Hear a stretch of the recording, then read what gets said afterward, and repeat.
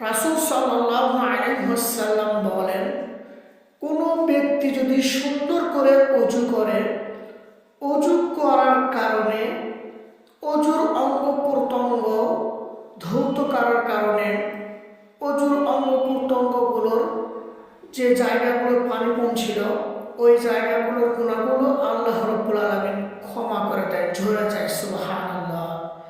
আর যদি ওই ব্যক্তি সুন্দর করে অজু করার পরে কালিমা শাহাদাত পাঠ করে, ওই ব্যক্তির জন্য জান্নাতের 8টি দরজা খুলে দেয়। আল্লাহ রাব্বুল আলামিন হাসরের ময়দানে বলবে, যাও যাও, তুমি যে কোনো দরজা দিয়ে এই জান্নাতের মধ্যে প্রবেশ করো। সুবহানাল্লাহ। এই জন্য প্রিয় বন্ধুরা আমার, প্রিয় ভাইয়েরা আমার, আমরা সুন্দর করে অজু করব, অজুর অঙ্গ প্রত্যঙ্গগুলো সুন্দরভাবে ধৌত করব। আর সুন্দর করে ধৌত করার পরে আমরা এই কালিমাটা পাঠ করব। কালিমাটা হচ্ছে আশহাদু আল্লা ইলাহা ইল্লাল্লাহু ওয়াহদাহু লা শারীকা লাহু ওয়া আশহাদু আন্না মুহাম্মাদান আবদুহু ওয়া রাসূলুহু।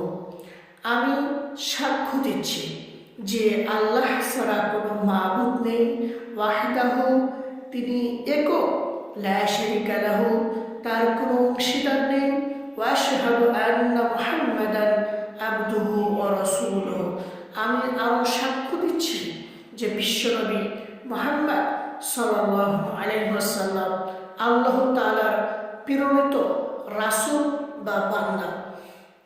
এই যে কালেমা, এই কালেমাটা আমরা অজুর শেষে 5 ওয়াক্ত নামাজের যখন অজু করব তখন আমরা এই দোয়াটা অবশ্যই বলব। আর একটা দোয়া যদি আপনি আর সাথে মিল করতে পারেন, পড়তে পারেন, আরও ভালো হয়। দোয়াটি হচ্ছে আল্লাহুম্মা জাআলনি মিনাত তাওয়াবিনা ওয়া জাআলনি মিনাল মুতাতাহহিরিন। হে আল্লাহ, আপনি আমাকে পবিত্রতা এবং পবিত্রতার অন্তর্ভুক্ত নাও। আল্লাহুম্মা জাআলনি মিনাত তাওয়াবিনা, হে আল্লাহ আপনি আমাকে তওবাকারী, ওয়া জাআলনি মিনাল মুতাতাহহিরিন পবিত্রতা অর্জনকারীদের অন্তর্ভুক্ত করে দাও। এই দুইটা দোয়া আমরা প্রতিদিন 5 ওয়াক্ত সালাতের পর অজু করে এই দোয়াটা করব। আমাদের সবাইকে মহান রব্বুল আলামিন এই দোয়াটার উপর আমল করার তৌফিক দান করে দিন। আল্লাহ